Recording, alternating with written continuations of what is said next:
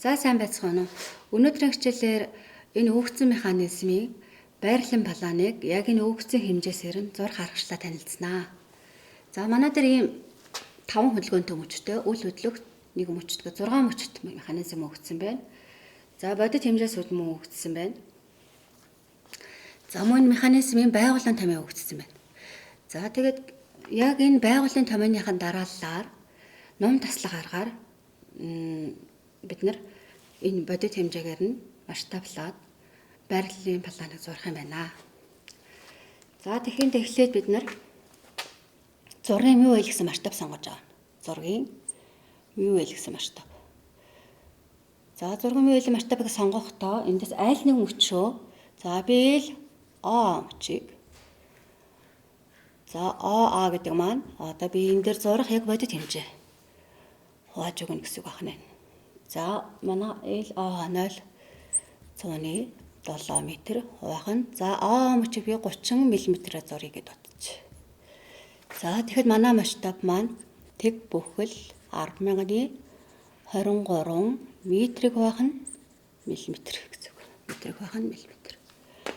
За масштаб ингээд сонгогдсоор цаашдаа өгсөн бүх энэ бодит хэмжээсүүдийг зурах хэмжээ болгож өөрчилж болно. За жишээлбэл би LAV гэсэн мөчийг AV гэсэн бодит хэмжээгээр зуръя гэж бодох юм бол LAV мөчийг MUL зургийн масштабтай хувааж өгнө гэсэн. За LAV 0.2 м, MUL нь болохоор тэг бүхэл 10,000-ны 23. За ингээд AV мөч маань 86.9 мм гарч байна. За тэгвэл ВЦ мөч нь ВЦ-гийн зурх хэмжээг олохдоо L ВЦ-г MUL масштабтай болж байна.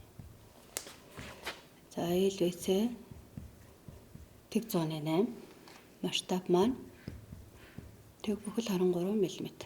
За зурх бодит хэмжээ маань зурх хэмжээ маань 34.7 мм гарч байна. За ВЦ тэ одоо CD-г олохын тулд LCD-г MUL масштабтай хувааж байна. За LCD маань тэг 100-ны 17 метрийг масштабтай байгаад за CD мөчийн тулд 73.9 мм-ээр зурагдах юм байна.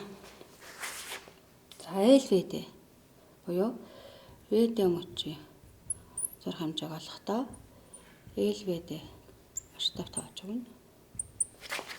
За LVD болохоор тэг 100-ны 12-ыг масштабтай байгаад за 52.1 мм гарч байна. За LD буюу DE мөчийг зурх хэмжээг олохдоо LD-ийг масштабтай болж өгнө гэсэн үг. За LD маань тэг 121-ийг масштабтай байгаад за зурх хэмжээ маань 91.3 мм гарч байна. За одоо тулгуур хоорондох зай. За энэ тулгуур хоорондох зай буюу x1, y1 гэсэн зайд өгсөн байна. За x1 одтой гэж зурх хэмжээг олохдоо x1-ийг MUL хувааж өгнө. x1 маань 0.18-ыг MUL масштабтай байгаад 78.2 гарч байна.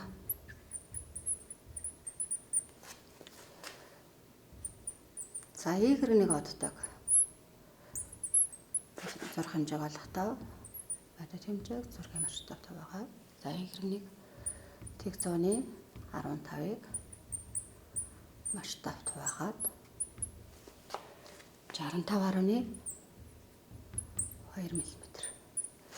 За ингээд бодит өгөгдсөн хэмжээсүүдээ бид нар масштабаар масштабтаа ингэж хуваагаад бодит зурх хэмжээгээ гаргаад авчлаа.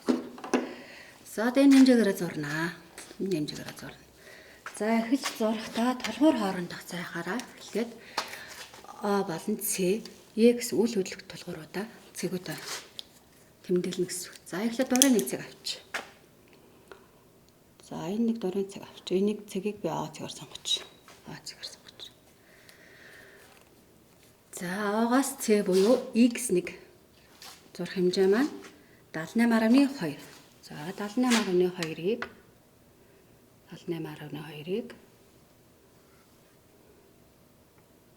хэмжээд энэ ямар цэг байх нь вэ?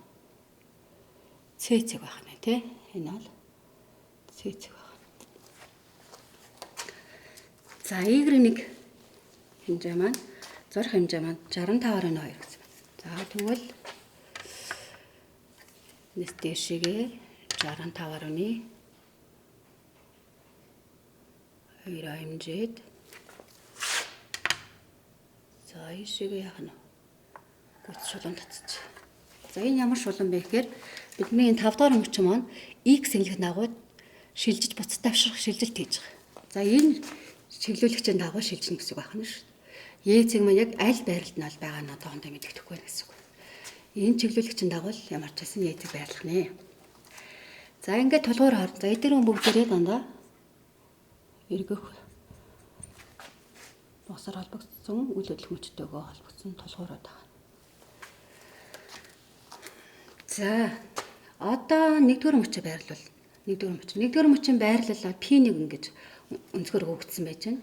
P1 маань координатын өсөх чиглэлээс нар буруу эргэлтийн дагуу 60 градус гэж өгөгдсөн байж байна. Нэгс нь одоо хөтлөх мөчийн өгсөн энэ байрлалд бусад мөчүүдийн байрлал бол өөр гарна. За тэгэхээр 60 градусыг яах нь вэ? Хэмжих нэ. 60 градусыг хэмжээд за би А-гаа 30 мм-аар зургийг сонгоцсон байна. За тэгвэл энэ цэг маань ямар цэг байх нь вэ? А цэг байх нь. А цэг. Энэ бол P1 үнцэг тийм. P1 үнцэг.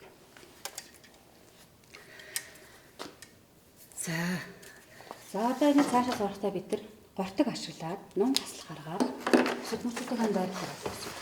Бусад мөчүүдийн байрлал. За нэгсэндээ манай А цэг маань 2 дахь мөчийн цэг, 2 дахь мөч нь АБ гэсэн 2 цэгээс тогтсон байгаа.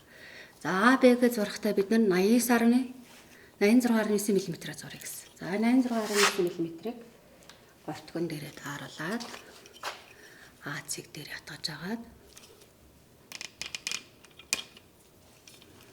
А цэг дээр атгаж агаад за ингээ ном дурч.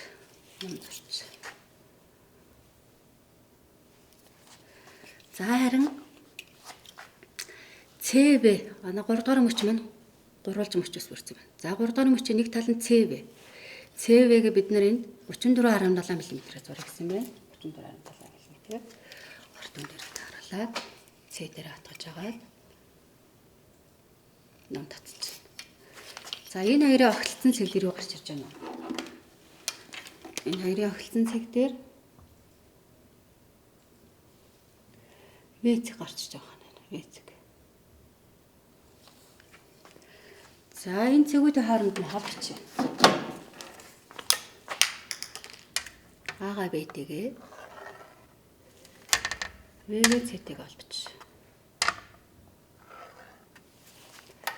За энэ манай нэгдүгээр мөчийн маань байрлал нь хэмжээтэйгээ 2 дугаар мөчийн маань байрлал нь хэмжээгээр зурагдлаа. За 3 дугаар мөчийн маань зөвхөн нэг тал нь зурагдсан байна тий. За цаашаа одоо 3 дугаар мөчийнхөө В-д болон С-д талыг зур. За мөн нөгөө ашиглаад ном таслах аргаараа зурх нэ. За В-д тал маань 52.1 гэж. За 52.1-ийг гортон дээрээ тааруулаад жагаад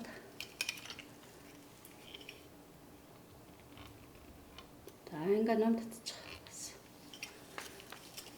За ВД тий. Тэгээ ЦД маань 73.9 гэж өгсөн. 73.9. За 73.9 гартыг дээрээ тааруулаад цэцэг дээрээ төв аваад огтлцоолсон. За тэгэхээр энэ дээр ямар цаг гарч ирж байна вэ? Энэ дээр дээцэг мань гарч ирж байна тийм ээ. Дээцэг гарч ирж байна. За эдгээр цэгүүдээ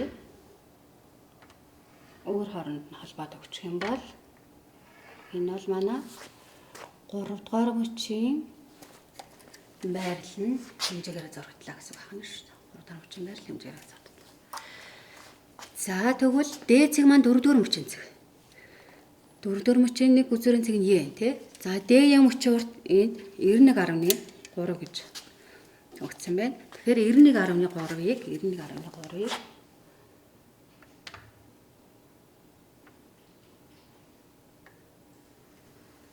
шулууныг татаад энэ нөгөө чиглүүлэгч шулуунтайгаа огтлцуулж. Энэ дээр ямар цэг гарч иж байна вэ? Е цэг гарч иж байгаа нь шүү дээ. За энэ бол 4 дугаар мөч. За Е цэг дээр маань 5 дугаар мөч байсан байна тий. 5 дугаар мөч маань ямар мөч байгаа лээ? Поршин буюу ползен гэдэг мөч энэ зураад өгчнө. За энэ мөч маань үйл хөдлөх X тэнглэгийн дагуу давшнаа гэж. За энэ бол 5 дахь мөч байна. За ийм аргаар ном таслахаар ингэж байрлал кинематик бүдүүчин байрлалын планыг зурдаг байх нэ. За баярлалаа.